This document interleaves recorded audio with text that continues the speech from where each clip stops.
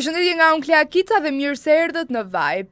Sot do të kemi një histori shumë të veçantë, një histori frymëzimi, transformimi dhe është një person që ka një vullnet dhe një motivim shumë të madh për të ecur përpara. Sergi, përshëndetje. Përshëndetje Klea, faleminderit për ftesën dhe doja t'ju falenderoj që më keni bërë pjesë të këtij emisioni kaq bukur dhe jam shumë i gëzuar për këtë lloj interviste, podcasti, sepse unë besoj që podcastet janë e ardhmja e Shqipërisë, jo mediat normale ose Televizionet tradicionale. E kuptoj, atëherë mirë se erdhe dhe rrisi në shtëpinë tënde. Patjetër, që në momentin që erdha, ishte mikpritja shumë e ngrohtë nga gjithë stafi, ishin gjithë të rinj edhe ndihem shumë mirë. Mendoj po m'pëlqen kaq shumë sa po e mendoj të vi prapë. Do vish prapë, do jesh gjithmonë i mirëpritur, Sergi. Atëherë për të gjithë ato që nuk të njohin, kush është Sergi? Si do e përshkruaje sot veten me 3 fjalë? Sergi është një person i cili me një fjalë do ta përshkruaja ëndrrimtar. Sergi është një person i cili është i disiplinuar, i guximshëm dhe gjithmonë ndjek ëndrrën e vet. Atëherë, mua m'pëlqen fitnessi, është një nga hobit e mia dhe fitnessi si hobi më ndihmoi dhe më ka ndihmuar shumë të zhvilloj dhe pasionet e mia ose jetën time. Gjatë transformimit tim fizik që kam bërë, atë lloj transformimi fizik e kam mund ta presë? Po. Okej. Transformimi im fizik më ka ndihmuar dhe në jetën time të përditshme, qoftë duke postuar në social media, qoftë në komunikim, qoftë biznes.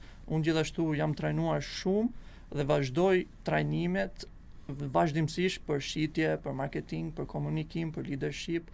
Disa nga personat më suksesshëm në Shqipëri, një ndër ta është Vasil Naçi, një nga biznesmenët më suksesshëm në Shqipëri, dhe gjithashtu trajnimet e atij më kanë ndihmuar shumë për rritjen dhe zhvillimin tim personal, jo vetëm biznes, po dhe pjesën shpirtërore. Pra, nëse më përpara kur ja nisa nuk besoja në Zot ose në diçka më të fortë, mund të them që jam kthyer dhe nga ateist, tash besoj dhe ajo është një nga gjërat që më jep dhe forcë, besimi.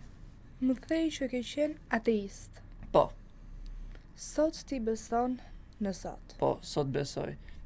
Besimin në Zot do ta tregoj shumë shkurt si histori, ka ardhur ne si njerëz mendojmë se jemi të fortë ose po kur Zoti ose universi, sido që ta quajnë njerëzit, na përball me sfida, aty e kuptojmë se sa dobët që jemi. Dhe unë kam kaluar në disa sfida dhe e vetmja fuqi që kam gjetur, mund të them, ka qenë ke Zoti, po nuk është se jam ekspert ose që mund të flas, thjesht kam atë besimin tim dhe më ndihmon shumë që në momentet vështira t'ja dal dhe ta mund çdo lloj sfide që më vjen përpara. Edhe kjo është shumë e bukur. Faleminderit. Si ndihesh ti tani që beson në Zot, duke qenë se më parë nuk ke besuar se ka një Zot? Tani ndihem më mirë edhe gjithashtu diçka të keqe që mund t'ja bëjë diku tjetër nuk ja bën dhe gjithashtu lëshon vetëm mirësi. Nuk do ta quaj veten si besimtar më i mirë ose më i njeriu më i pastër në botë, po thjesht besoj dhe mendoj se të besuarit në një fuqi më të madhe është determinante dhe çdo person ka për ta ndihmuar në jetën e vet. Tani kalojmë pak tek para se të nisësh palestran. Po. Si nisi për ty ky transformim? U zgjove në mëngjes dhe vendose që okay, do nis palestrën, se palestra ka të bëjë pak dhe me pjesën e vetbesimit. Patjetër. Si ke qenë ti para palestras? Para palestrës, atëherë unë kam qenë ish basketbollist profesionist, kam luajtur me Partizanin te mosha dhe triturit dhe për shkak të kushteve në Shqipëri nuk e kam vazhduar pasionin tim dhe sot që flasim. Pasi lash palestrën, ishte një periudhë jo fort e mirë, gjërat në shkollë nuk po shkonin ashtu siç duhet dhe më duhej patjetër një diçka, vet nuk rria dot pa aktivitet fizik dhe më duhej një transformim, më duhej diçka për të arritur. Shikoja shumë veta online, njerëz suksesshëm që kishin gjëra që unë nuk i kisha dhe unë doja t'i arrija dhe gjëja parte zhvillimi personal që tregonin ata ishin disiplina nëpërmjet palestrës, sepse palestra të ndihmon shumë në çdo aspekt tjetër duke përdorur atë lloj disipline, mund të çash mendimin im në çdo lloj fushë. pa problem. Ke pas mungesë të theksuar vetbesimi? Nuk do thoya të theksuar, po si një 18 vjeçar që ne meshkujt kur jemi në adoleshencë nuk kemi asnjë gjë sepse lindim pa aftësi primin ose atë maksimumin një mashkull e kalon pas 30-at, kurse gozat e kanë pak më herë dhe duke qenë 18 vjeç dhe ti shikojnë që njerëzit e tjerë kanë më shumë gjëra se ty dhe ti do t'i kesh aty fillon një kresh që shumë persona mund ta quajnë dhe si depresion ose afër depresionit. Unë nuk e quaj veten që kam kaluar në depresion, por aty fillon një kresh që dhe t'lindë ajo dëshira që ti do më shumë. Unë gjithmonë e kam pas ambicien dhe dua më shumë dhe dua të kem më shumë dhe dua të jem më i mirë, por që është një rrugë e vështirë dhe do goxha vite dhe goxha mund, por që durimi është ai që mendoj unë duhet kemi patjetër dhe është një aftësi që duhet ta zhvillojmë dhe ta përvetësojmë dhe ta masterizojmë. Çfarë sakrificash ka kërkuar kjo rrugë? Sakrificat e rrugës time do thoya paktën atë për postimin online ose social media, siç e dim në Shqipëri ke shumë paragjykime, duke filluar që nga ata që ke miqë dhe shok ose dhe më pas më vonë familjarët, sepse është një treg ose një diçka që nuk është e prekur, ti nuk ke akoma aftësi dhe ti e duke nisur diçka të re. Këto kanë qenë ata personat të cilët më kanë dhënë pak vështirësi, po që nëse do diçka dhe do t'ja dalësh patjetër me çdo lloj forme. Mendoj unë që ka për të arritur, sepse këto lloj gjërash i kam mësuar nga persona më suksesshëm se mua. Nuk është se po i them unë, ose unë jam i suksesshëm dhe po i mësoj njerëzit thjesht. Kur e kuptove që palestra po të ndryshonte jo vetëm fizikisht, por edhe mendërisht?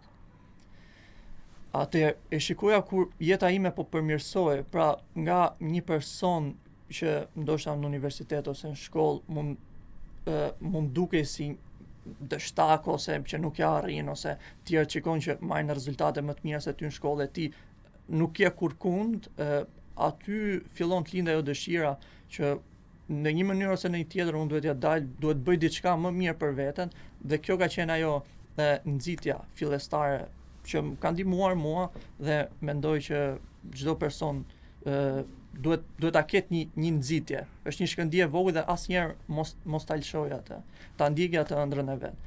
Sepse unë mendoj që në momentin që një person hedh atë ëndrrën e vet ose nuk i shkon deri në fund, aty ai person vdes dhe nuk ka më. Disa persona vdesin në klasë 6, disa vdesin 20 vjeç, disa 30 vjeç, jo fizikisht, por mendërisht. Nuk e di nëse më kupton, sepse lejnë ëndrrën e tyre mbas për shkak të opinionit të tjerëve. Ndërkohë që duhet vendosim veten tonë fillim, pastaj se ç'a thon njerëzit e tjerë. Edhe ky ishte një mesazh shumë i mirë, shumë i bukur për të gjithë të rinjt. Faleminderit. Shpresoj sa do të jetë një mesazh i mirë edhe të shpërndajmë sa më shumë pozitivitet edhe nëpërmjet ekranit. Atëherë unë jam shumë kurioze të di se sa ka ndryshuar vetbesimi yt nga dita e parë kur ti nise palestrën e deri më sot ku po flasim. Vetbesimi ka ndryshuar ekstremisht, do të thoja personalisht, ka ndryshuar qoftë në ecje, qoftë në çdo lloj sfide që e përball jetën, duke qenë se ja kam arritur në një fushë, mund të themi, e kam arrit atë fizikun e ëndrave që doja kur isha i vogël dhe tani çdo sfidë më ndihmon dhe them, unë ja kam dalë një herë dhe unë mund t'ja dal në çfarëdo lloj situate. Mendoj që ky është mentaliteti që çdo person duhet të ketë, pavarësisht se sa e vështirë është një gjë, mund t'ja dalim sepse është njerëzit e tjerë ja kanë dalë, nëse ata ja kanë dalë, pse mos ja dalim dhe ne? Është e bëshme, gjërat janë të bëshme. Si jemi në atë momentin kur rezultatet nuk vijnë aq shpejt sa mendon?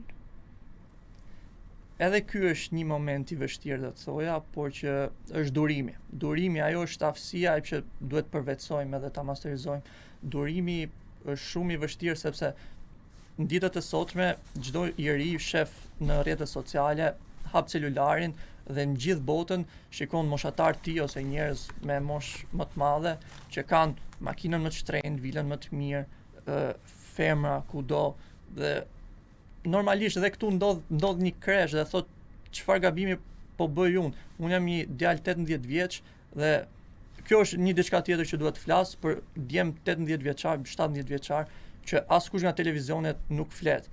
mashkulli shqiptar sot 17 vjeçar, 18 vjeçar nuk ka asnjë lloj shprese. I shikon shoqet e tij ose gocat e klasës, ai do të krijojë një njohje, do të krijojë një lidhje dhe është i pamundur, qoftë ekonomikisht, qoftë nga statusi që ka, dhe kjo është një nga problemet më të mëdha që e shoh që duhet folur patjetër.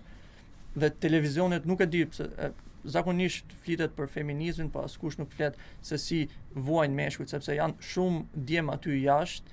Ne këtu jemi kondicioner, janë shumë që po ndërtojnë, janë duke punu ndërtim, janë duke punu lavazh, janë duke punu çfarë do lloj pune, kamarier, ose kanë marrë rrugët e botës dhe për të sakrifikuar për një jetë më të mirë, ndërkohë që shoqet e tyre ose gocat e kanë pak më të lehtë. Po që ky është realiteti i botës, kështu që nuk kemi çfarë të bëjmë. Më thej që këto meshkuj nuk janë të gatshëm dhe nuk ndërtojnë dot një marrëdhënie. Nuk është vetëm faji i sistemit tonë që nuk kanë mundësi të punojnë, patjetër është dhe kjo, janë shumë kauza që të rinjtë po largohen nga Shqipëria, por mendoj se sot nuk ekziston më as dashuria e sinqertë, sepse vajzat apo kushdo tjetër shikojnë vetëm nga materiali. Ke shumë të drejtë. Materializmi unë nuk do ta ndaj me gjini, mendoj se është diçka që i ka prekur çdo gjinie dhe çdo person nga rinia e sotme, dhe materializmi shikohet qoftë tek makinat ose tek veshjet, dhe materializmi na ka prek si çunat dhe si gocat. Edhe nuk do vendosja faj as te meshkujt as te femrat për këtë gjë. Po ka diçka, është një shprehje që thotë meshkujt pas 30-tave janë ose të pasur ose të varfër, nuk ka ose të bukur ose të çmtuar. Kurse 18 ti nuk ke asnjë gjë, nuk e di. Kurse gocat e kanë atë vëmendjen, si thosh, në fillim. Po që materializmi është diçka shumë e keqe, do thoya unë, sepse asnjëherë nuk e përqen i lumtur. Nëse nuk plotësohesh shpirtërisht, sado lekë të kesh, sado të mira materiale. Këtë thoju brezit sotëm ti. Po dhe unë brezi sotëm jam. Nuk jam brezi vjetër. Tani përpos kësaj palestrës, çunave, gocave. Unë dua të di se si nisi rrugtimi yt si krijues videosh, të postosh në YouTube, në rrjetet sociale. Po. Atëherë krijimi social media ose content creation si quhet në anglisht, nisi shumë rastësisht, po duke parë moshatarët e mi që i shikoja që krijonin tarë dhe thash, pse mos ta provoj dhe unë? Pavarësisht se nuk kisha asnjë lloj aftësie, qoftë komunikimi, qoftë kisha frikë nga kamera, qoftë nga paragjykimi, thash, pse jo, le t'i japim një shans, le ta provojmë këtë lloj gjë. U paragjykova? Është e pamundur që mos të paragjykohesh në Shqipëri, është gjë, edhe mos bësh asnjë gjë prap do paragjykohesh, kështu që do paragjykohesh pse s'po bën asgjë. Si të bësh një gjë, si mos bësh asgjë, të dyja do gjykohesh, kështu që bëj atë çfarë do ti, them unë. Edhe atë ëndrrën që ke ti ndiqe. Se çfarë do lloj gjëje që të bësh, njerëzit do flasin. Cili ka qenë paragjykimi më i rëndë që ke marrë që të ka ngel në mendje?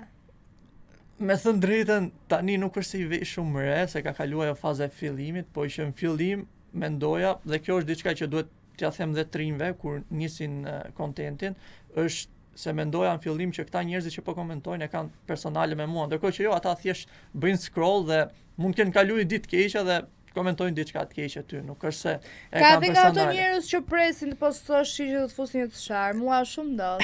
Mezi presin që të nxjerrën diçka dhe të sulan. Unë mendoj se reagimi më i mirë është duke i dhuruar dashuri, kështu që nuk mund të bësh asnjë gjë. E kemi zemrën e madhe ne. Dashuri për të gjithë. Ajo është gjëja më e mirë. Edhe në momentin që nuk ke komente negative apo nuk e ke këtë, nuk je duke bërë diçka. Nëse nuk ke komente negative, je i vdekur, nuk po të shef asnjëri. Shumë e vërtet, kështu që negativët janë për audiencë. Cilat janë aftësitë më të vlefshme që ke ndërtuar deri më tani? Aftësitë më të vlefshme që kam momentalisht janë disiplina, 2 komunikimi. Fillimisht kur nisa videot e kisha shumë të vështirë të flisja para kamerës. Pra siç po flasim, nëse do e kishim bërë këtë diskutim para një viti ose një vite e gjys, nuk ishte për të ndodhur. Kam qenë shumë keq. Gjithashtu një bindje që kam ndryshuar pas një trajnimi nga Vasil Naçi ka qenë leximi i librave. ne si brez e kemi këtë që nuk lexojnë dhe unë e kisha bindje, nuk ka shanse unë të lexoj libra, sepse shiko këta njerëzit ja kanë arritë dhe nuk kanë lexuar libra. Po ky trajnimi 2 ditor më ndihmoi shumë dhe sot pothuajse çdo ditë lexoj nga gjysore ose 1 orë, por gjithmonë duhet lexojmë gjëra që na ndihmojnë jetën tonë. Paktën kështu mendoj unë. Çfarë ke lexuar për herë të fundit? Libri që po lexoj tani është ka të bëjë me shitjen dhe është i shkruar nga Vasil Naçi.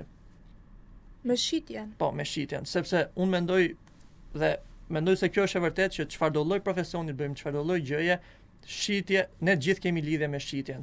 Qofse je doktor, qofse je, nuk e di, arkitekt, qofse je avokat, ti duhet shesësh dhe ose kur del nga bankat e shkollës, gjëja e parë që do të bësh është gjesh një punë. Çfarë do të pyesin aty te intervista, gjëja e parë duhet di shesësh veten. Qofse do të takosh një vajzë dhe do të njihesh ose të krijosh familje, duhet shesësh prap veten. Çdo lloj situate ti duhet shesësh qoftë veten ose produktin, shërbimin tënd. Mi ke përmendur vajzat 2 herë. Si ke marrëdhëniet me femrat ti? Momentalisht jam single. Nuk Sa? faktikisht nuk e kam pas fokusin aty sepse dhe marrëdhënia do atë angazhimin e vet. Kam pas shumë punë dhe plus se nuk kam gjet atë shpirtin binjak, ndoshta që jemi në të njëjtën linjë sepse ato bindjet e mia, që kjo do ngjaj pak kontroversale sepse nuk mund të shohësh ose rrallë gjën 22 vjeçar që duan të krijojnë familje në të 20-at e tyre. Pra, nuk po themi sot, por pas disa vitesh duhet krijojnë një familje të madhe sepse familja është ajo që të mbush shpirtërisht, asnjë gjë materiale nuk krahasohet me atë që me dashurinë që t'je familja, mendoj unë. Sa djali mirë. O çuna, po dëgjoni pak. Dëgjoni pak ju të tjera, se është vetëm 22 vjeç. Ju jeni nga 30 vjeç dhe keni frikë të krijoni familje dhe të dashuroni. Ka diçka që edhe situata ekonomike dhe politike nuk është në favorin e njerëzve, duke qenë se rrogat janë më të ulta se sa qeraja, jo vetëm këtu në Shqipëri, por edhe jashtë shtetit. Në Shqipëri. Okay, jashtë shtetit. Po, edhe jashtë shtetit inflacioni është ka shkuar jashtë asaj që pritet. Nuk e di, unë jam në informacionet e mia janë se në Shqipëri jemi shumë i varfër, popull i varfër, me paga shumë të larta. Tani e kupton ti se ç'a bëhet? Shumë të larta në kuptimin e kundër, do të thuash. Sepse paga minimale sot të shkosh në big market ti, pagesa që bën. Ne do ham, do pim, qeraja. Faktikisht është një nga probleme më të mëdha, me sa di unë rroga minimale sot është 500 dhe në Tiranë ti vuan ta gjesh qeran 500.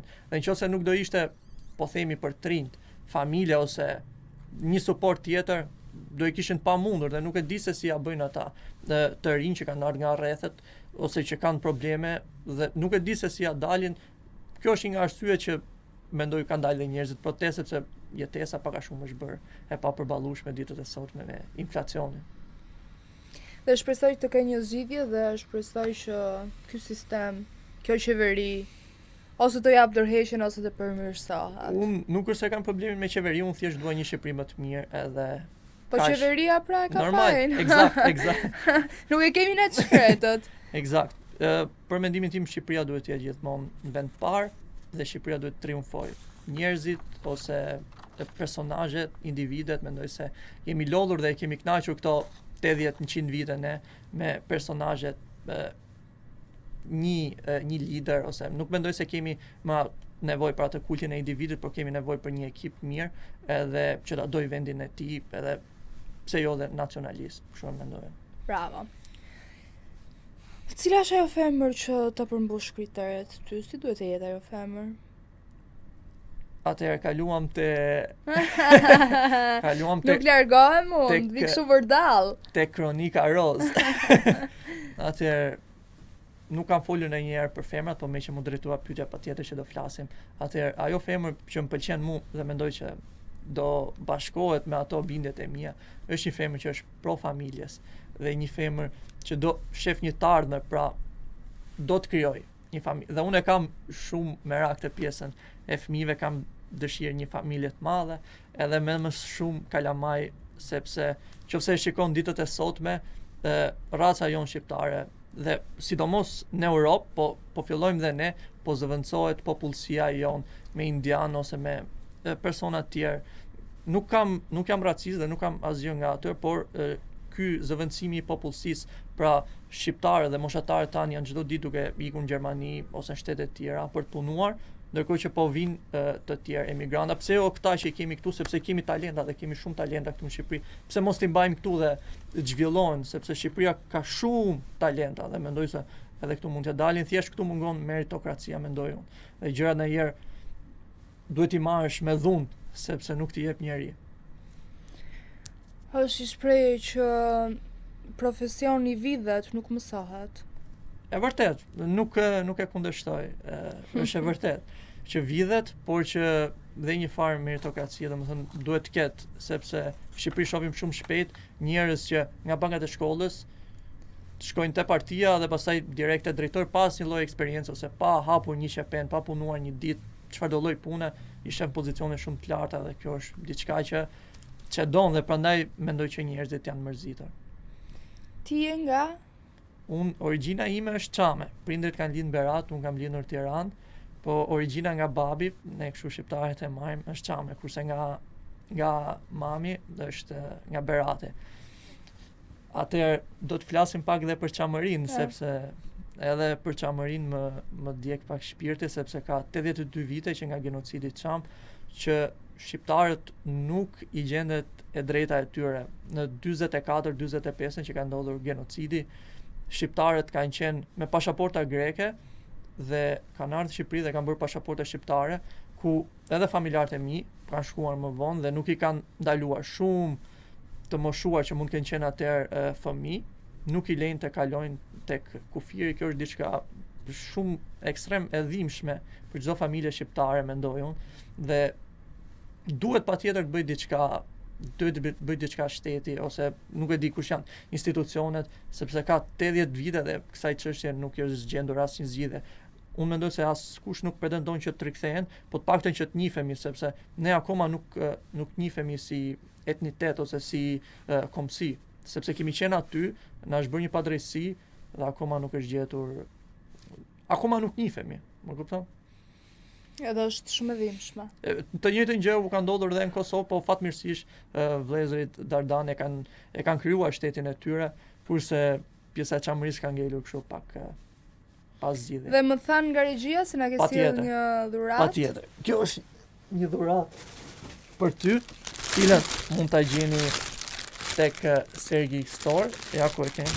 I love Çamëria, janë kapele e reja, siç mund ta shikoni. Këto janë veçanërisht për stafin, këtu, edhe për Klean. Ja, unë e vendosa. I love Çamëria. Unë mendoj se duhet t'i ruajmë ato rrënjët tona dhe të kemi sa më shumë, çdo shqiptar besoj duhet jetë krenar për origjinën e vet dhe unë jam ekstremisht krenar. Atë është gjë shumë e bukur, po më shkon. Faleminderit shumë. Mendoj se të shkon shumë se ke edhe flokët e zeza dhe Bjonda apo brune? nuk është kokuqe përgjigja, po do them edhe një brune që bëhet bjonde. Bjonda e dashka. Nuk ka rëndësi edhe flokët e zeza. Nuk Tjetë është. qa tjetë. Jo, nuk është. Veç të kryoj e familje.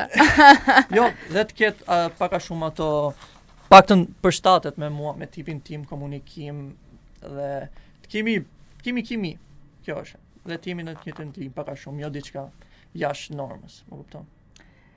Sergi, unë doja nga ana jote një mesazh për të gjithë të rinjt.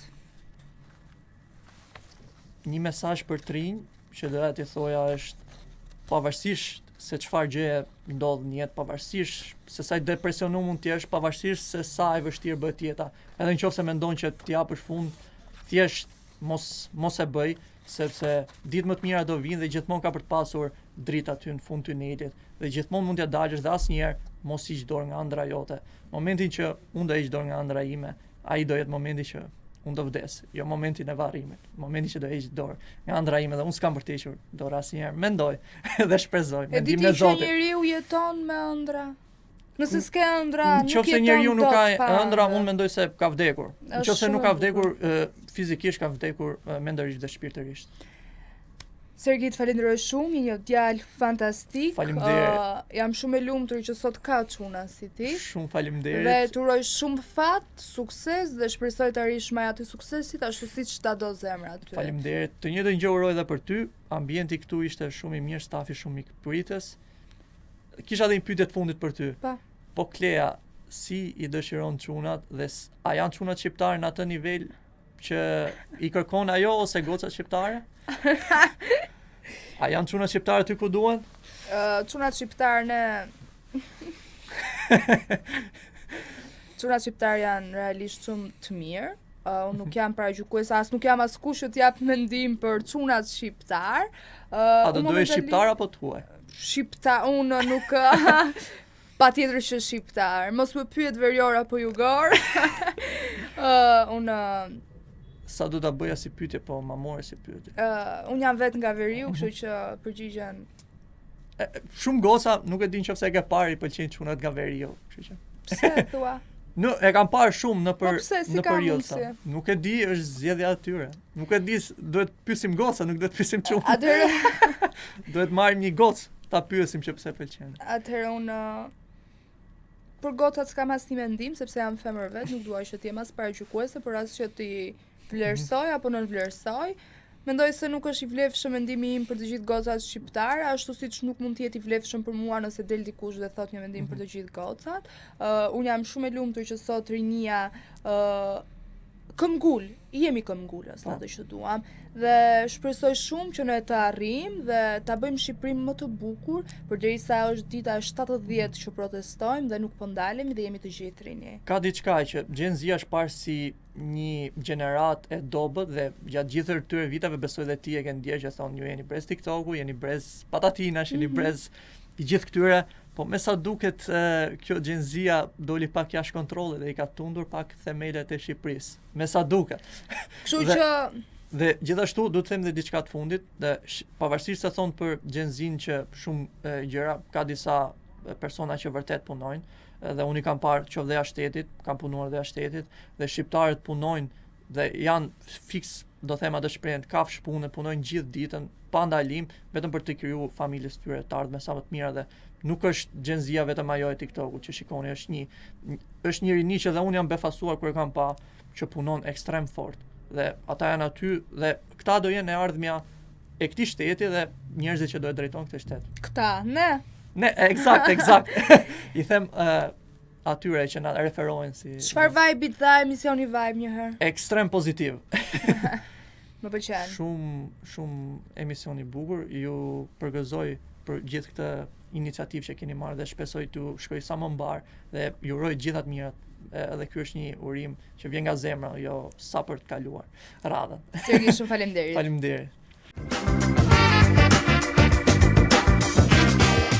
E ftuara e radhës është Lora Toromani që ju keni pyetur pafund për të dhe keni dashur që ta kemi përsëri pjesë të emisionit Vibe. Lola, përshëndetje dhe mirë se erdha. Mirë se ju gjeta. Faleminderit që pranove ftesën dhe faleminderit që informon publikun dhe jep ndihmë për të gjithë ato që kanë nevojë. Në fakt, pyetja ime e parë që dua ta nisi është me infeksionet sezonale. Duke qenë se jemi në periudhën e verës, infeksionet janë më të rritura për shkak të pishinave apo gjërave të tjera që ndikojnë tek ne. Çfarë duhet të përdorim ne gjatë sezonit veror për të parandaluar infeksione të ndryshme? Po, sidomos gjatë periudhave me temperatura të larta, infeksionet janë gjithmonë të pranishme, ndotja e ambientit, edhe shumë gjëra të tjera që vijnë me vapën, mushkonjat sidomos përhapin edhe ato bëjnë punën e tyre për të përhapur shumë lloj infeksionesh. Dhe kështu që edhe mjekësia alternative është një ndihmë mjaft e madhe, jo vetëm mjekësia moderne që ecën, por edhe mjekësia bimore është njëkohësisht duke ecur dhe të gjithë janë kthyer pothuajse tek mjekimet bimore natyrale. Qoftë me bim, qoftë me tinktura, me eliksira, me vajra apo me ekstrakte. Për problemin e virozave dhe të infeksioneve në verë është sidomos trumza. Doja që sot ti përmbahesha trumzës dhe bashkimit të saj me disa bimë të tjera për sa i përket infeksioneve mikotike apo bakteriale. Cilat janë? Bëhet një përsërje bimësh me Sigurisht një bimë e vetme nuk mund të kuroj.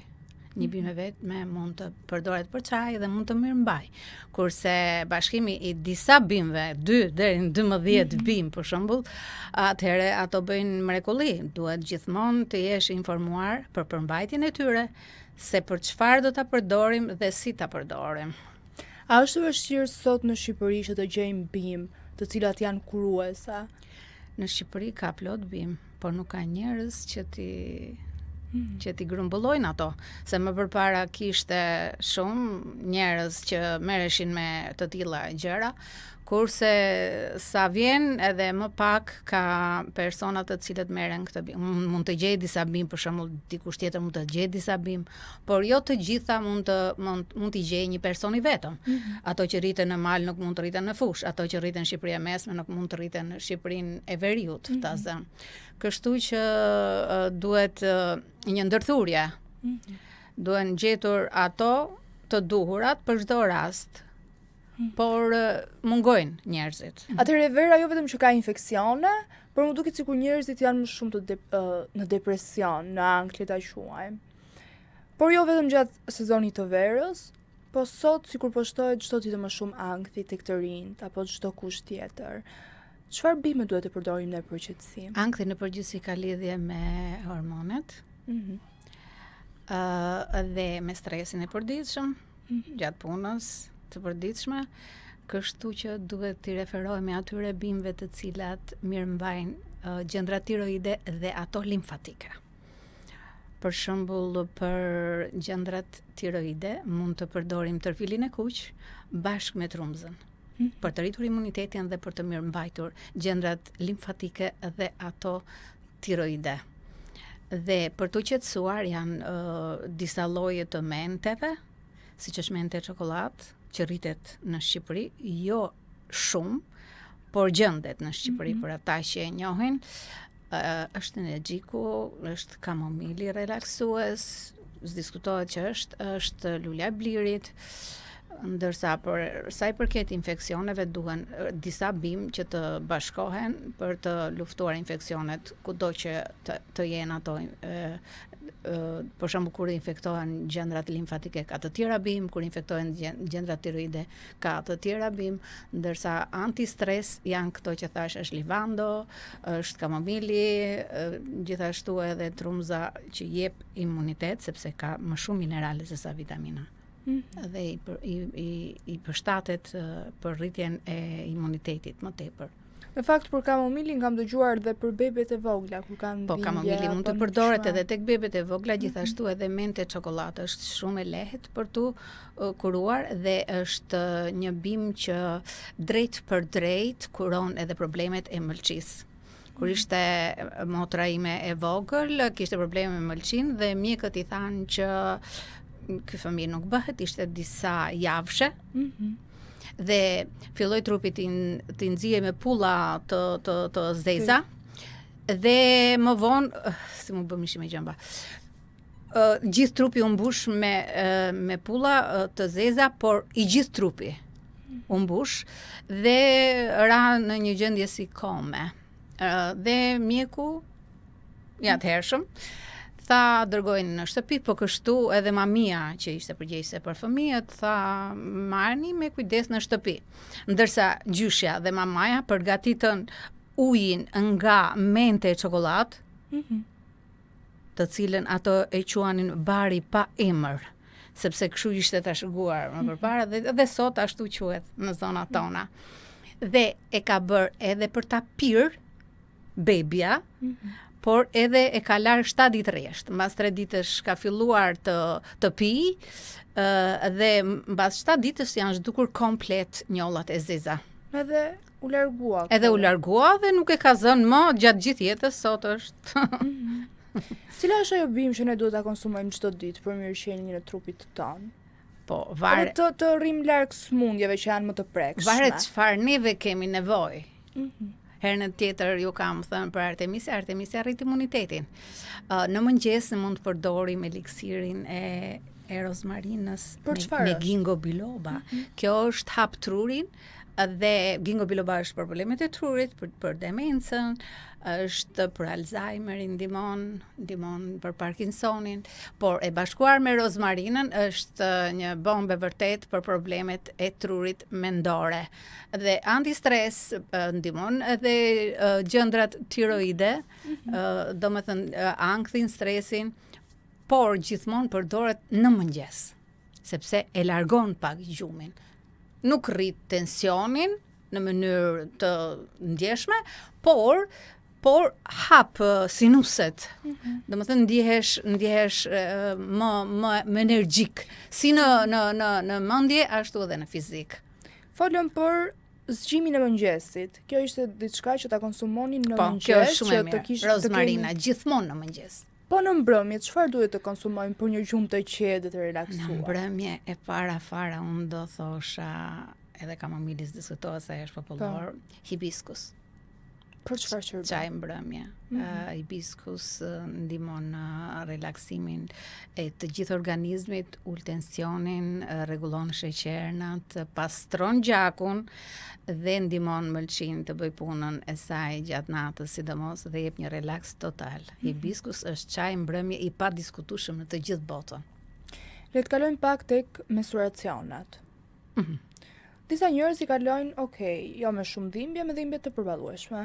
Ka persona që kanë shumë dhimbje dhe janë të detyruar që të konsumojnë ilaçe për qetësim. Ti çfarë sugjeron? Tërfili i kuq. Dhimbjen e menstruacioneve? Tërfili i kuq, ekstrakti i tërfilit të kuq, i pari.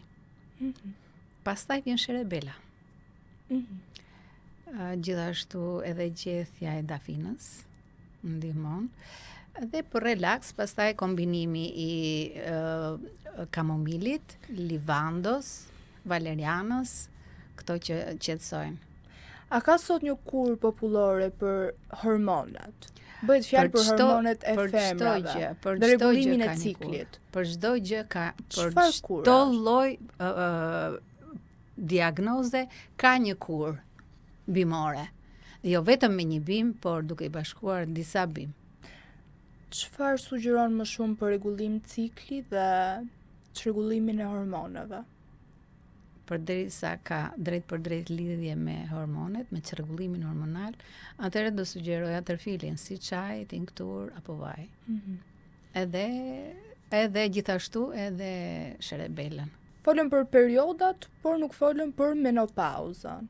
Menopauza ju tashmë e dini se ka shumë simptoma të tjera, ashtu siç është afshet e nxehtësisë, ndryshimet të humorit, e shumë gjëra të tjera.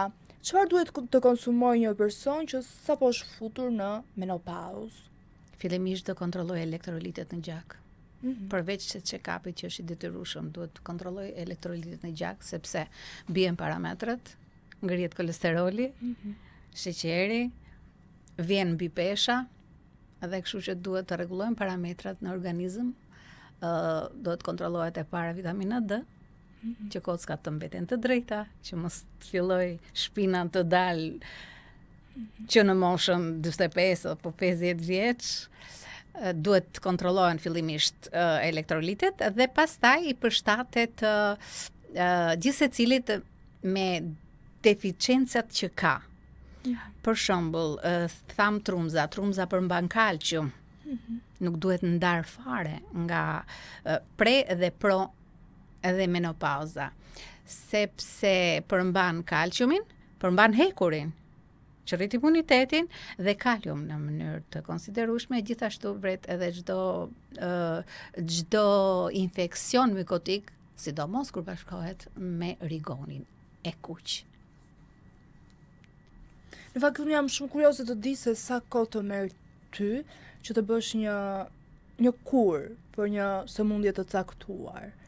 Unë në përgjithësi i kam të gatshme, sepse i di tashmë se kush është që i do këto, që kë mund të ndihmoj dhe i përgatis për shembull maksimumi 2 ditë. 2 ditë? Sepse këto duan kohë të bëhen. Për shembull, ekstrakti edhe tinkturat duan kohë, eliksirat duan kohë, vaji gjithashtu do kohë, por unë nuk preferoj më tepër vajrat, siç thon për shembull që vaji i farës së zezë kuron gjithçka, por vaji i farës së zezë s'ka don shumë shpejt. S'ka don? Dhe këtë nuk ja u thot asnjë njeri. Ja, po ja u them që s'ka don shumë shpejt dhe ka helmuar persona dhe i ka filluar stomaku me njëherë mbasi e kanë konsumuar atë. Pra, vajrat duan shumë kujdes. Duhet gjithmonë data e skadimit të vajit, sidomos të farërave. Çdo vaj i farërave është gjithmonë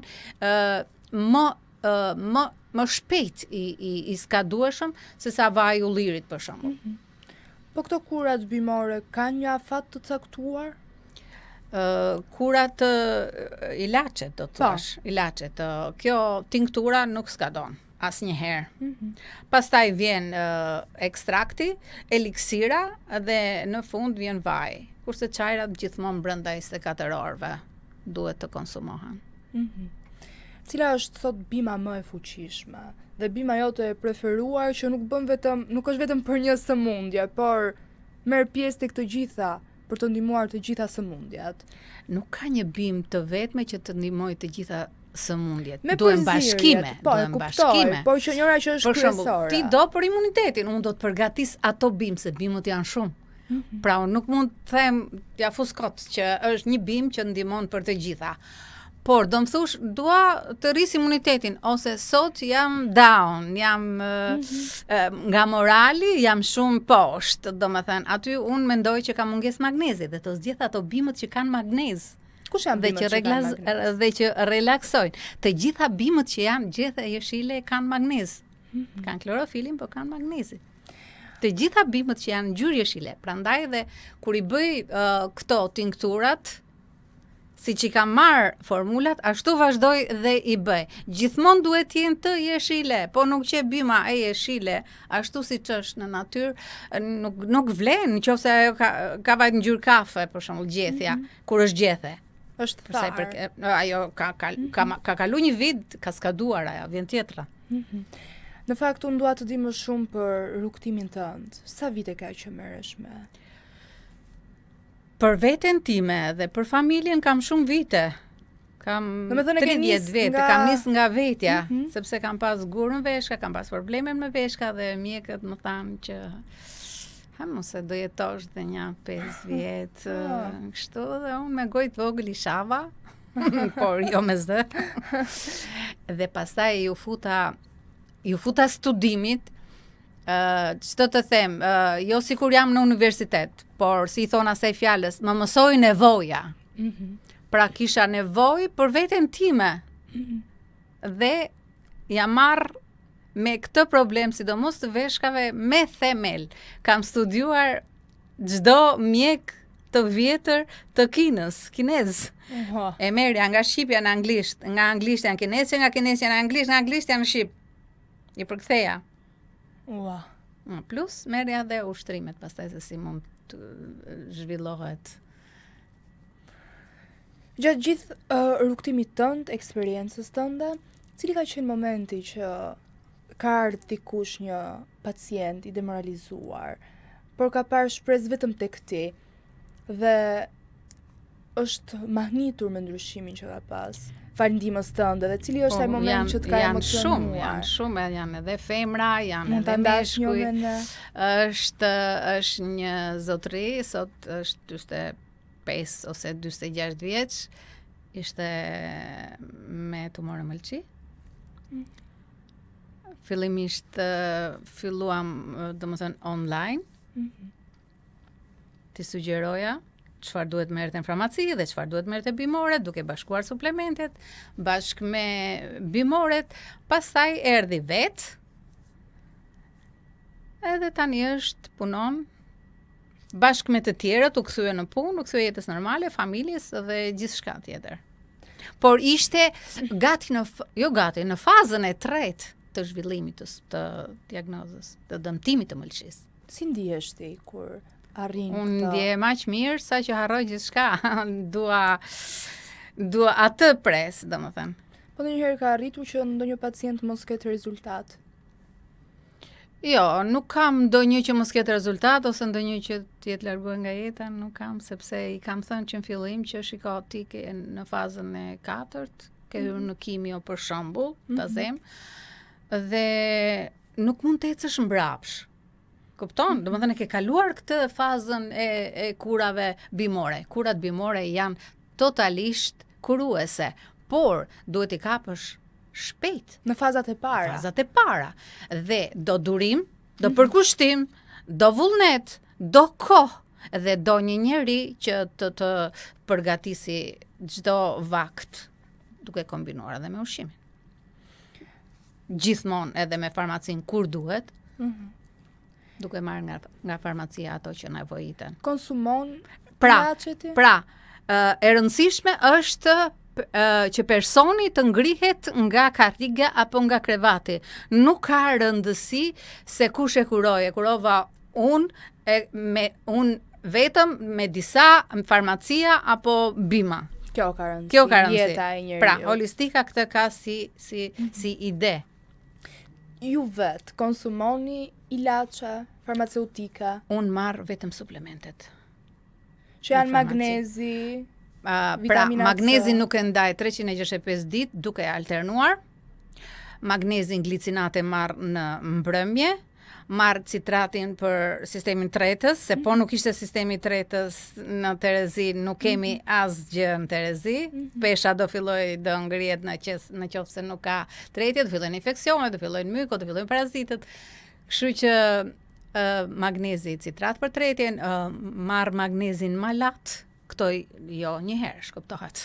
Do t'i marr step by step një herë njërën dhe një herë tjetrën, të kombinuara me të tjerat dhe marr gjithashtu 365 ditë omegat.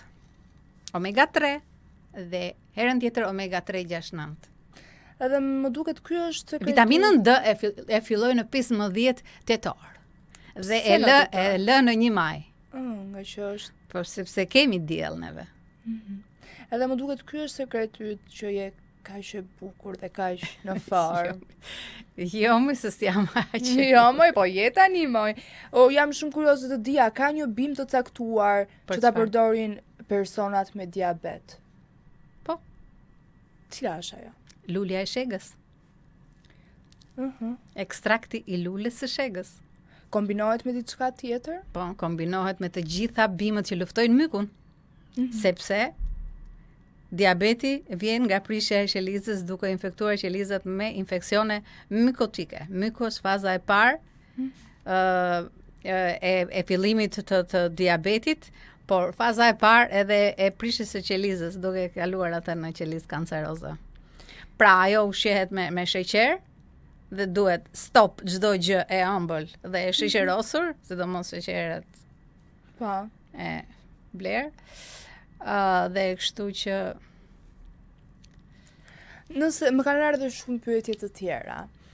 Për lëkurën akneike, a ka një kur apo një bimë apo diçka që ashtu siç e bëni ju e përzini shumë bimë për një fytyrë me akne, ose ka pjesë të trupit që janë me akne, ose fytyra me njolla? unë do thosha fillimisht duhet parë sepse nga vinë këto puçra. Janë trashëgimi, vinë nga problemet e mëlçisë, nga problemet e veshkës, apo janë pubertetit. Duke e gjetur se nga vinë këto, atëherë do merremi me shkakun. Pra në qoftë se puçrat janë të mëlçisë, do merremi me mëlçin, me pastrimin e mëlçisë dhe i pari është gjembi gomarit. Në kuptoj, do me thënë duhet të shkojmë tek shkaku. Pra, çdo puçër ka lidhje me mëlçin, ose drejt për drejt, ose indirekt ka lidhje me mëlçin. Dhe me veshkat, por e para është mëlçia. Kemi dëgjuar shumë që disa bimë të caktuara janë dhe për pastrim energjish negative. Sa e vërtet është kjo? Unë mendoj që është mungesa e magnezit. Energjia negative? Pra, nëse ti do marrësh një magnez me B3 dhe me B6, mbasi të kaloj 5 minuta, do thuash, Lola, çfarë më dhe? Ose në mëngjes do marrësh 2 dega Selena, një lima, do t'i shtrydhësh me një gotë ujë dhe do t'i pish. Dhe këto janë për të ndjerë më mirë. Një pastrim i organizmit, i mbëlqisë, edhe ndjehesh mirë sepse ka klorofilin dhe kanë magnez. Gjithashtu edhe rozmarina në mëngjes është e shkëlqyer, siç e thamë edhe më përpara. Përpos këtyre kemi dhe probleme me stomakun, siç janë refluksi, gastriti. Çfarë rekomandohet për stomakun? Për dhimbjet e stomakut dhe shumë gjëra të tjera. Ka disa probleme, mund vi nga refluksi, problemet mund vi nga zora dembele, mund vi nga irritimi i zorëve, divertikulis, mund të ketë shumë shkaqe kjo gjë. Dhe nëse për shembull do jetë tretja jo e mirë që vjen nga zorët, nuk është fajtori stomaku.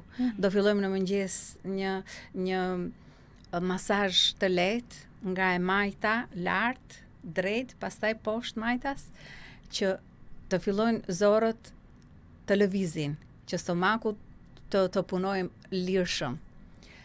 Dhe për problemet e stomakut është nenexhiku, kamomili, lule blirit, qetësues. Ndërsa për problemet e zorëve më efikase për të kuruar janë lëvorët e vidhit. Lëvorja e bardhë, e brendshme e vidhit.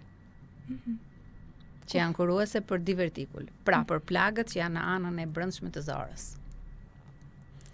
Kemi edhe gjithashtu edhe boçet e vidhit. Si quhet ajo? S'po më kujtohet i lloj smundja, është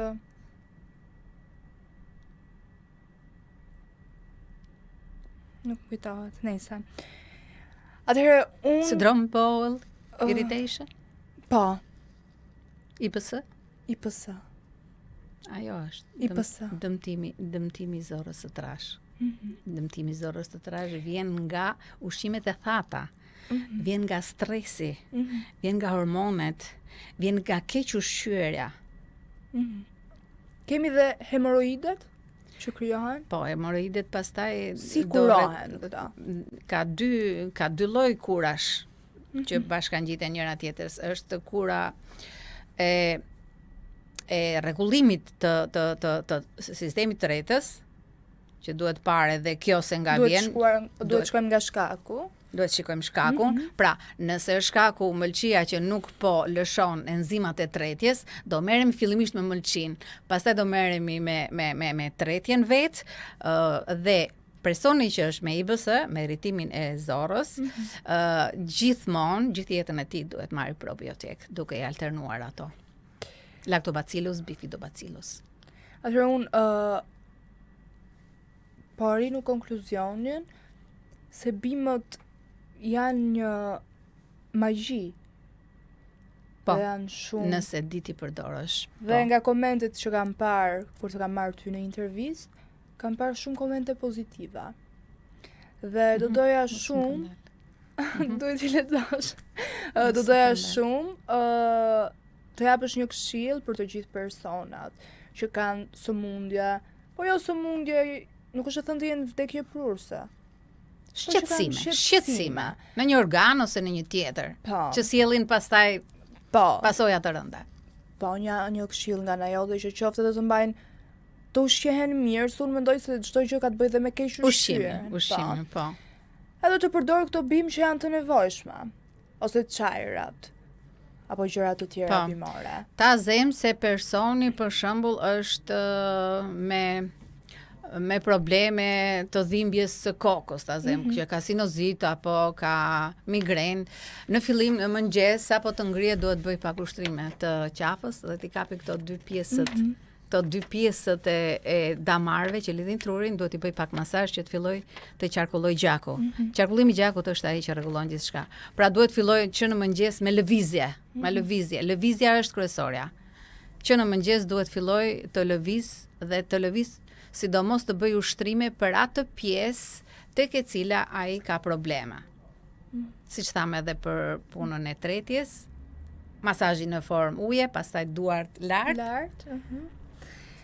Lola, unë të falenderoj shumë që ishe pjesë e emisionit Vibe, do je gjithmonë e mirë pritur dhe me ndonjë prurje të re, ndonjë bim të re, apo diçka tjetër për të ndarë me ne. Ti më thuaj diagnozën dhe unë të gjej bimën ose bimët, disa bim kur kalon në faza jo vetëm shqetësuese, por edhe për të kuruar. Edhe shumë faleminderit sepse kjo është diçka shumë e mirë dhe për të gjithë publikun që na ndjek dhe mbase kanë nevojë për ty, për këshillat e tua dhe ato që ti krijon. Shumë faleminderit. Faleminderit juve.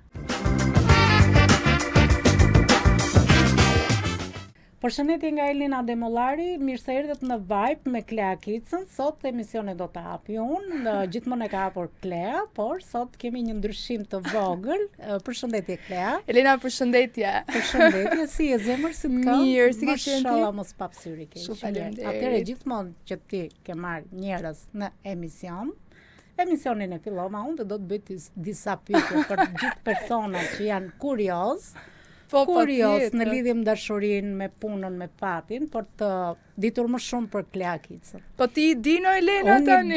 Unë i di, por shpuna se janë njerëzit shumë kurioz. Janë kurios. Di, po jam e hapur. Po, je hapur për mund të shprehësh zemër për çdo mendim që ke, për çdo gjë.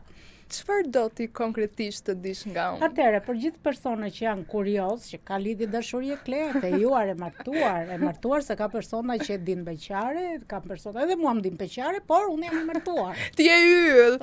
Atëherë unë gjithmonë jetën time private jam munduar ta mbaj sa më larg rrjeteve sociale dhe publikut. Atëherë unë nuk di të them jam e fejuar, jam matuar, jam e lidhur apo kam një lidhje dashurore, thjesht dua të them, e them sot për herë të parë faktikisht, që zemra ime është e zënë dhe jam shumë e lumtur dhe jam shumë në paqe dhe zemra ime është plot dashuri. Po, më vjen mirë që karrierën nuk e përzien me jetën private, privatësia ngelet privatësi. Karriera ngelet karrierë. Patjetër, unë kam luftuar shumë për të qenë këtu ku jam sot, dhe ky falënderim nuk shkon vetëm për veten time.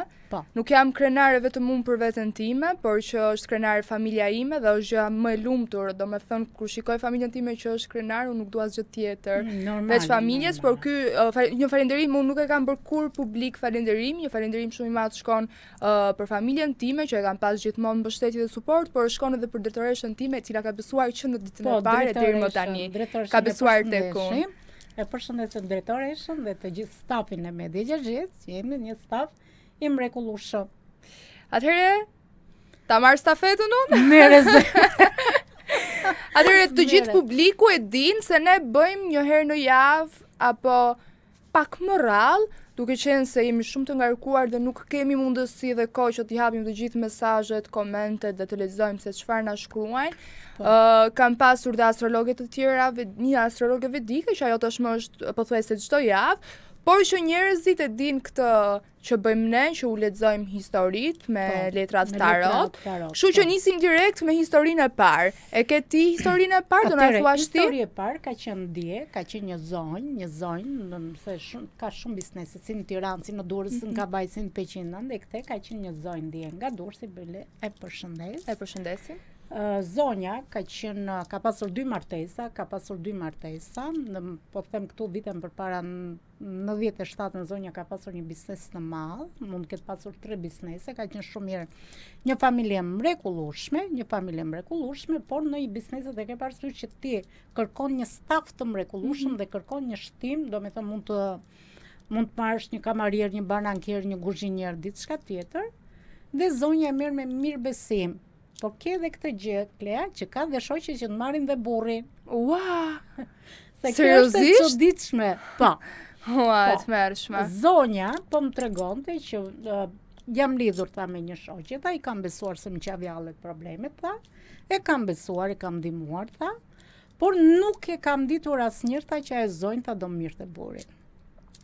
Kishte një biznes bashk, po plas këtu edhe 2016-2017 ka pasur një biznes të madh, fatkeqësisht ai biznes është shkatruar komplet për shkak të një magjie, siç kemi folur, dhe për shkak të një ndërhyrje të një femre tjetër në shtëpi.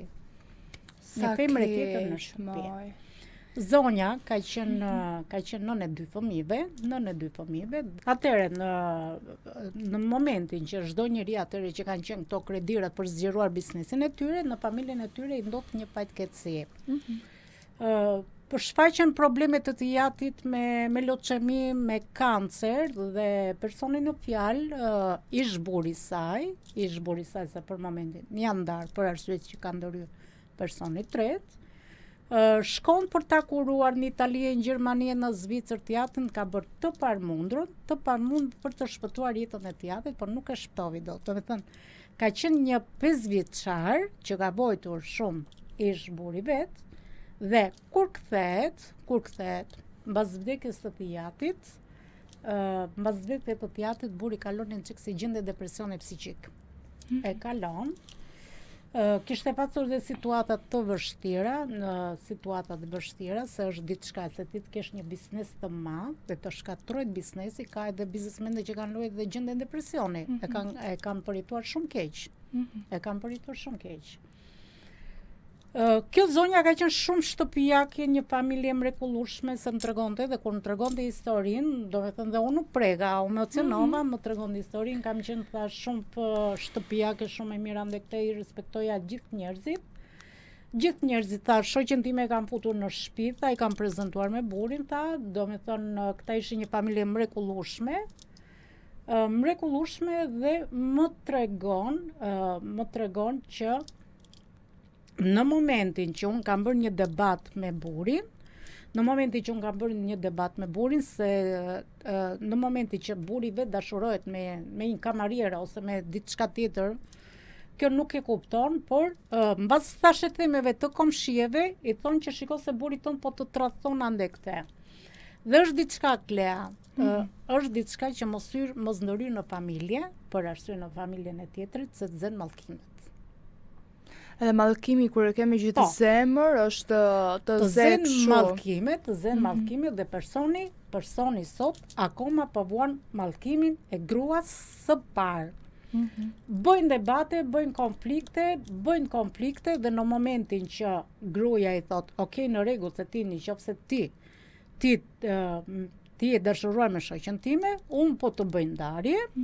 Zonja merr rrobat, merr kalamajt dhe i thot që në momentin, Klea, kjo është me bukra, që në momentin që ti do largohesh nga unë, ty do të shkatroj tjeta duke filluar nga bizneset. Dhe vërtet, Klea, që në momentin që është ndarë nga zonja nga Durrësi, ish burri është shkatruar nga bizneset komplet, dhe kur ka ndërhyrë kjo personi tret, ka qenë një person shumë negativ, sikur i ka thënë një tërslik në shtëpi, dhe nuk po ngri kokë. Mos pafshin pikën e hajrit, se jemi dhe në gjuhë televizive, është një sorry, po unë i kam shumë... Po, dhe me thënë është diçka, dhe unë kur ma ka treguar më ka rënqetur, dhe gjatë historisë që më tregonte zonja Klea, më tha, në momentin që unë jam larguar nga një shtëpi, kanë qenë familje mrekullueshme, tha i respektonin të gjithë njerëzit e shtëpisë. Në momentin që kam ikur, tha, po gjyshen e ka pasur gjallë. Të jamën e teatrit, se jati i vdiq nga smundje të jamën e teatrit, dhe i ka thënë se kjo në momentin që është larguar më fëmijët, i kanë thënë, do të zën akademia, do të zën mallkimet e mia. Dhe dela e fjala e mallkimit, që njëri po të mallkovi të ze, dhe vetëm një person mund ta lajat në mallkim, ose mund ta rikthej mbrapsht. Dhe gjyshja vet, nga që e deshte shumë këtë nusen, dhe i thot nipit të vet. Gjyshja mund të ketë qenë moshën, se ta mund të ketë qenë moshën 80 vjet, 90 vjeç, dhe i thot, siç më tregon zonja nga Durrësi, i thot që unë sa ti jetosh do të mallkoj se ti ke hyrë në gjunaf kësaj femre, dhe personi që ka ndërhyrë në familjen tonë, dhe ti nuk do bësh pikën e ajrit. Më kupton? Dhe është një person negativ, dhe çfarë po bën personi në fjalë i kish bashkëshorti po vuan pasojat e ish gruas të parë, nuk kanë ditën e Perëndis, mos kenë shere, debate, konflikte në shtëpi Klea, dhe kanë arritur në një distancë, burri i ri në dhomën e gjumit, kurse nusi arrin në kuzhinë, ose mund t'i ke fare nga jemi vet, ose mund të shkojë diku tjetër në shtëpi tjetër, nga që kanë 2 shtëpia, mund të shkojnë në shtëpi tjetër. Por janë gjëra që grindje, po them edhe këtë gjë që s'duhet të ndrysh në personat të tretë. Kjo është shumë e vërtet. Nuk duhet ndrysh asnjë në persona të tretë. Atëherë Elena, këto histori që ti tregove janë të rënqethi, Janë historitë e klienteve në momente që mua më kanë parë në media 60, kanë parë intervistat tona që janë bërë shumë virale si në Facebook, si në TikTok, si në kanalin tuaj të YouTube-it, në faqen e Facebookut, në Instagram dhe në TikTok, dhe në faqet e mia TikTok, Facebook dhe Instagram. Më kanë marrë, më kanë kontaktuar dhe më kanë shkruar dhe në WhatsApp edhe në Instagram, por zakonisht shumë punën time e kam online, se Klea më pyese nga donjëherë, më thon Klea duhet të takoj fizikisht anë këte. Puna ime është vetëm online, zemër, për shkak të angazhimeve të mia televiziveve, mbi ngarkesën, puna bëhet vetëm online. Kush ka dëshirë të vi vetë, më kupton? Por fizikisht nuk takoj njëri, dhe në momenti që marrim telefon, por janë historitë të klientelave, që unë gjithmonë klientelën unë e mbaj privat, confidence. Shumë mirë, dhe prandaj besoj që ke klient ti se i kanë siguri të këti dhe zhja më e mirë. Kanë. Do të kesh siguri. Vjen me mirë besin, se thotë, shikoj, do bëj një parashikim të Elena, do shprem, kam nevojë të shprem, kam nevojë.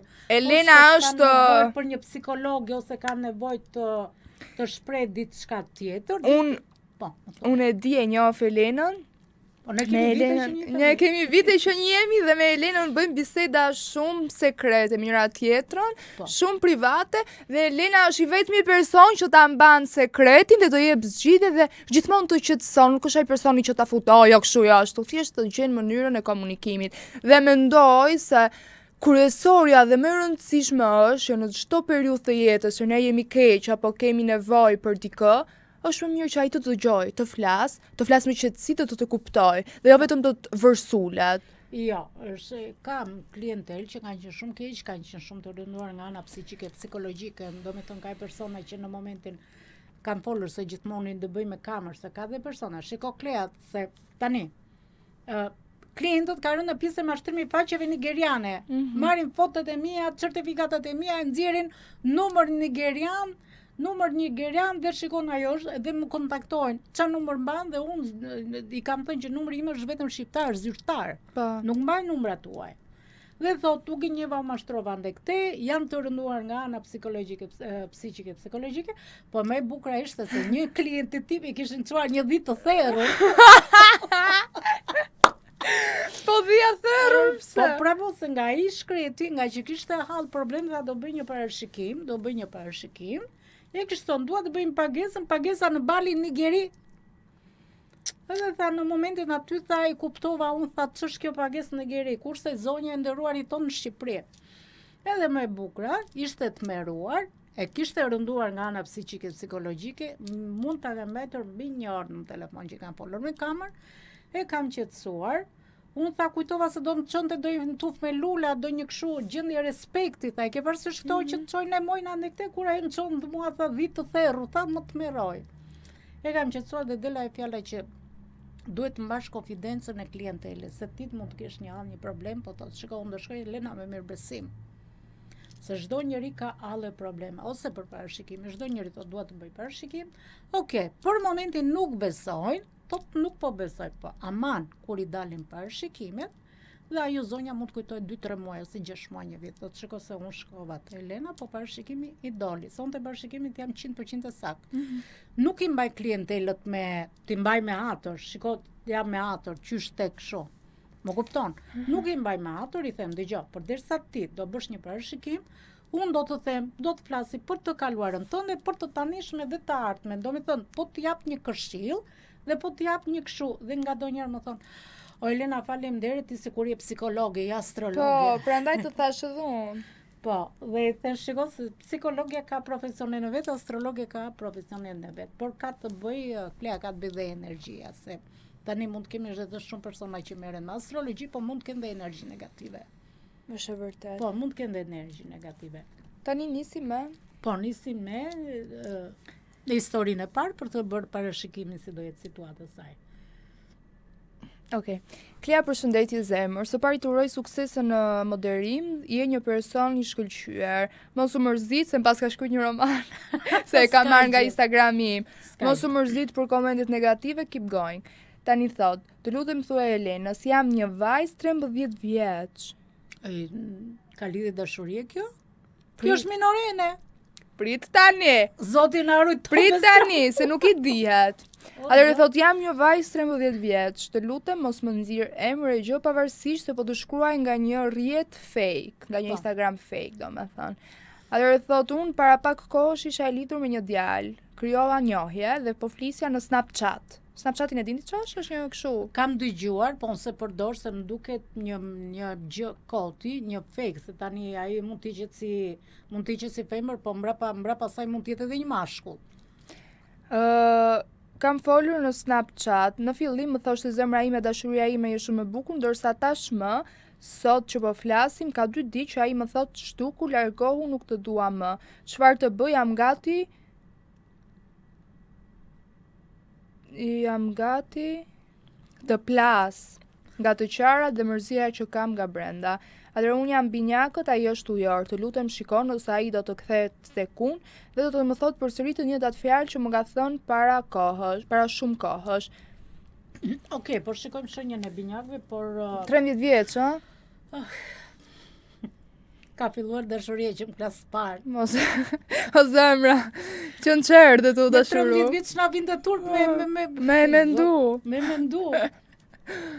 Shiko, vajza, por shikoj gjatë jetës së saj ka kaluar pengesa situata të vështira, është kompuze dhe kjo është një lidhje dështuar, është falsifitet. Që them që vajza do ketë të ardhme me këta, nuk ka shans. Në punën e saj do vi një kohë të largët, në punën e saj, në profesionin e saj do eci përpara, por është kot. Ky do largohet.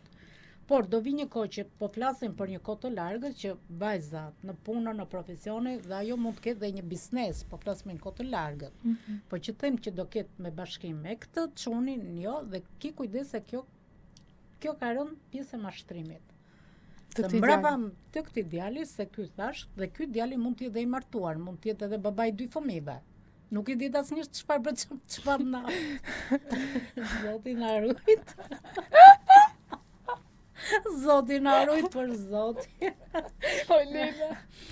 Zoti na rujt për Zotin. Kalojmë tek historia tjetër. Do me thënë kjo gocë dashur vjen keq, gocë dashur. vjen- Zemër, shumë faleminderit për fjalët e mira, të uroj shumë sukses, por një këshill nga ana ime. Shiko shkollën, shi veten tënde, duaje veten tënde se askush nuk të do më shumë se Se vetja vetja jote. jote Po. dhe familja jote, kështu që vazhdo shkollën, jetoj e lumtur, dil me shoqe, shijoje kënaqur se Shijoje burrin jetën. aty e ke zemër, aty burri ke s'të ik, burrin. si thua ti? Burrin aty e ke. Pra. Shiko, dëgjoj se ne kemi qenë në kohë që jemi martuar të vogël. Je penduar, Olena? Jo, unë jam martuar 18 vjeç. Po Je kisha penduar? vonë të sotshme s'martoj ai.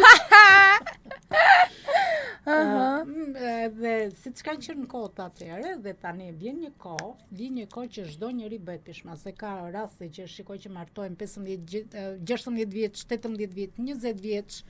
20 vjeç, pastaj kur shkojnë moshën 32 vjeç, 35 vjeç ndahen, mund të ketë 10 vjet martesë, 15 vjet martesë dhe ndahen, më kupton? Kurse sot ka erdhur koha që një vajzë që është e zgjuar, më mirë thot unë po bëj shkollën, kam profesionin, nesër pas nesër mund të kem biznesin tim se burrin aty e kam. Tani i thoni në gjuhë popullore, la raske pa bisht nuk ngjet. E vërtet. Tani të kalojmë tek historia tjetër. Po, Kjo është histori që hasim gjithmonë në kështu Histori, kohët po. e sotme. po, thuaj. Atëherë historia tjetër. Po. Përshëndetje Klea, jam një vajzë e lidhur 25 vjeç. Jam e lidhur me një djalë 30 vjeç. Si fillim ishim të lumtur, më pas ai më ktheu kurisin dhe më thoshte zhduku. Unë jam binjakë dhe ai është shenja e hamshorit. Të lutem pyete Elenën si doja bëj unë. Që nga Elmaço Amshor, mbaje zemër tam. Ta gëzosh. Edhe këtë shenja amshorit se kisha dëgjuar. Na dori i shenjë re, pra Shenjë shenjë re, e amshorit. Kemi dëgjuar deri te 12 shenjat, kemi dëgjuar edhe shenjën e gjarpit, po amshorit nëre pa që po e lexoj. Po Do ja i ka shikoj. gjithë me astrologji. Do ja shikojmë pak. Do ja shikojmë. El Macho, do të thënë El Macho hamshor në spanjisht. O zoti i madh. O zoti i madh. Shiko. Vajza ka një distancë largësi krizje në partneritet. Pavarësisht që kjo ka qenë shumë e dashuruar. Është shumë e dashuruar, por tani mua djali, me sa shikoj me letrat, me energjinë, djali është i martuar. Ua. Djali është i martuar dhe model që mund të ketë dhe fëmijë. Ua. Një. E dyta, vajza duhet të eci përpara, nuk shikoj që të kenë të ardhmë me bashk, por sikush do shikoj drejtimet e ndryshme. Por vajza është shumë e vrasë shpirtërisht. Do vi një kohë që do marri lajme të mira dhe do më kujtoj, do i kujtohet Elena, thot, kur e ka Elena thotë në televizor do gjë çdo gjë do i dali sheshi. Do vi një kohë që vajza çdo gjë do i dali sheshi, do dali e vërteta sheshi. Po këtu i hamshorit. Amshori do shikoj jetën e vet. Do shikoj jetën e vet.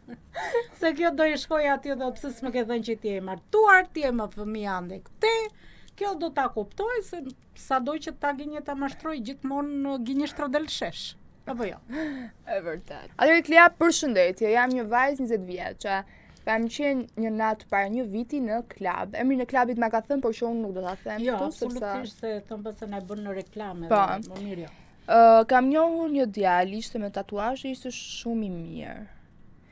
I thash emrin, shkëmbyer një përqafim dhe telefoni. puthje, numrin e telefonit dhe folëm gjatë gjithë ditës. Në mbrëmje më tha për t'u takuar, nuk e takova. Më tha prap nesër në mëngjes se kishte diçka për të biseduar patjetër. Vazhduam njohjen, e pyeta nga ishte, nga si ishte 30 vjeç, ai domethënë kam pas 10 vite diferencë. I thash mund ta thuash këtu sepse sot nuk kam kohë të takohemi. Më tha që kam një marrëdhënie. Po. Du të jemi sinqert me ty dhe mos të lëndoj. Ti nëse do mund të dalim bashkë, të kalojmë bukur, por unë kam një marrëdhënie, jam i fejuar. Po, donte marrëdhënie paralele. Bravo. 2 gra në një 2 gra në tani 2 kunguj në sqetull nuk mbahen. Klea. Tani edhe thot kjo se është shumë e gjatë. Edhe thot, okay, unë i thash në rregull, të uroj gjithë të mirat, unë nuk e uli veten dhe nuk mund të bëjmë opsioni dytë. Dal një fundjavë tjetër me shoqë, rastis prapë në të njëjtin klub, në të njëjtin vend. U takuam, Qëndruan, po, kanë qëndruar bashk. Gjatë natës në klub duke argëtuar. E kam shumë qef. Pyete Elina çfarë do bëhet, do ndahet me të dashurën e vet, të fejuar, në nuk e di saktësisht çfarë ka, apo do jetë për gjithmonë me të dhe unë mos marr shpresa kot sa atë po pres. Atëre, zemra e vogël, goca e vogël, ti duhet t'i japësh drejtim vetes tënde se ai nuk ka dorëmend me lënë të fejuarën. Nuk e di. Ky ishte Ishte i pesh, fejuar, ky ishte pesh, kjo është kështu.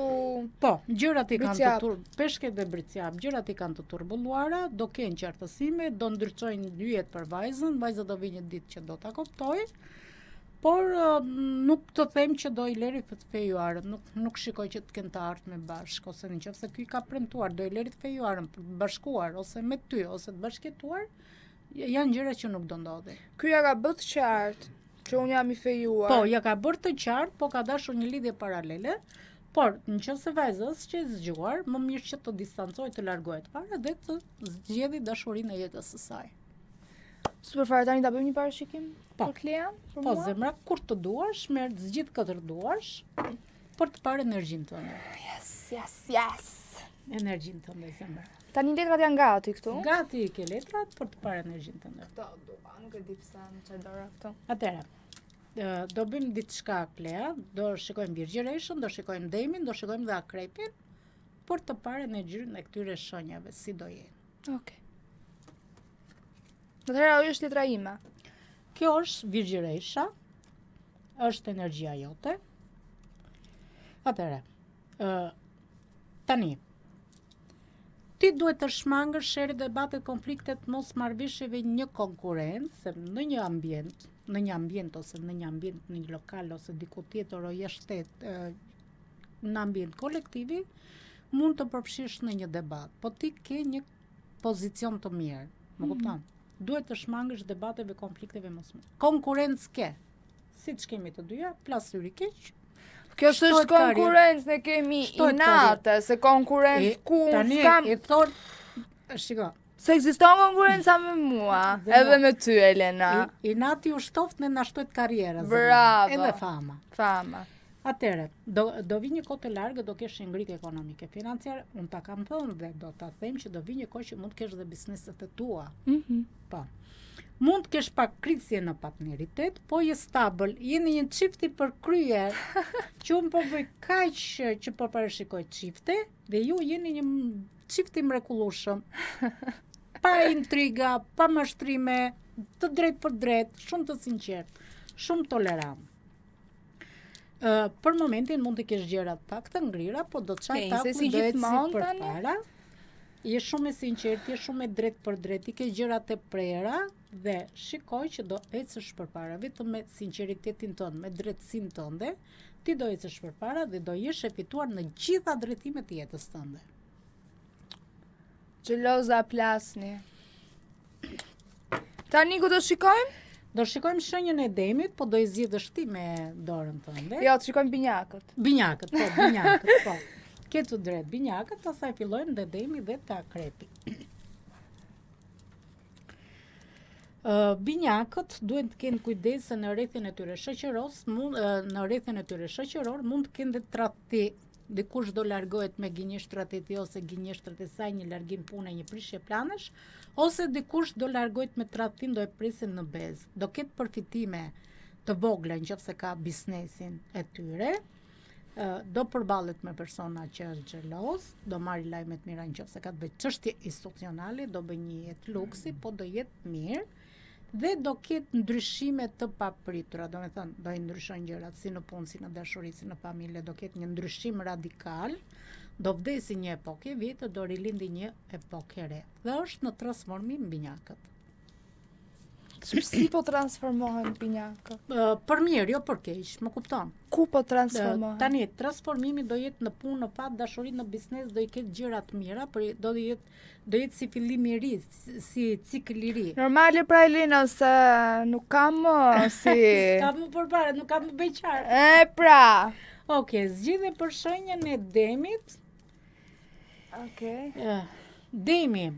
Demi shikon drejt horizontit të largët, nëse ka të bëjë me çështje ligjore, studi ligjore, duhet konsultohet mirë me një avokat.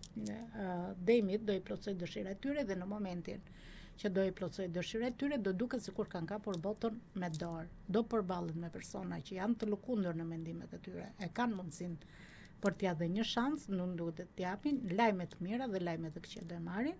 Shikojnë drejt horizontit të largët dhe me një vendimmarrje do jenë shumë të vendosur. Nga ana financiare do jenë të plotësuar, të kompleksuar financiarisht, do marrin lajme të mira dhe çdo gjë do jetë e pastër, si ata zambakët me ujë të pastër dhe do gjejnë qetësi paqësore demat. Akrepi? Akrepi mund ta zgjidhësh këtë?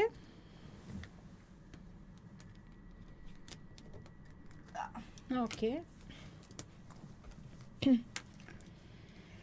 Atëherë, shenja akrepit duhet të ketë kujdes nga persona që nuk shikojnë ndritimet e tyre, shpifin, mashtrojnë, mund të jetë një femër, mund të jetë një mashkull, gënjejnë, mashtrojnë, kanë një energji negative ose mbrapa vetes mund të jenë shumë negativ. Duhet të kenë kujdes me personat janë me dy fytyra, kanë nevojë për qetësi, për relaksim, kanë një intuit fort, kanë një energji të fortë, do japin koraj vetes, do t'japin vetes, do kenë fillime të reja, dritë jeshile dhe universi do t'japin jeshile. Dritë jeshile do marri lajme të mira nga universi dhe nëse ka të bëjë me bizneset e tyre do marri lajme të mira, ose çështje parash, do ecin si në punë, si në dashuri, si në pat, por akrepët do ecin para. Përgjithësi ka një energji të mirë akrepët. Shqyqër. Tani, ka ish për sot? Sot për kaq Klea, ne do e lëm përsëri javën tjetër, përsëri bashkë me Klea Kisa dhe Elena Demollari, gjithmonë në emisionin Vibe. Dhe javën tjetër do të kemi parashikimin javor të Javën shenjave, tjetër cila do do jetë kemi- shenja më me fat, cila do jetë shenja më me fat në karrierë. Edhe kush do jetë më dominant në shtrat, se kjo është pyetja Po, do më. lejmë gjithmonë për javën tjetër. Shihemi ra. Shifemi. Ja pra kështu erdhi fundi këtij programi, bashkë do të shihemi sërish nesër në orën 11. Mos harroni të na ndiqni. Mirupafshim. Ju pëlqeu kjo video? Atëherë bashkohuni me ne. Na ndiqni në Instagram, Facebook dhe TikTok dhe bëni subscribe në YouTube. Klikoni like dhe share dhe aktivizoni njoftimet për të mos humbur asnjë video të re. Faleminderit për mbështetjen.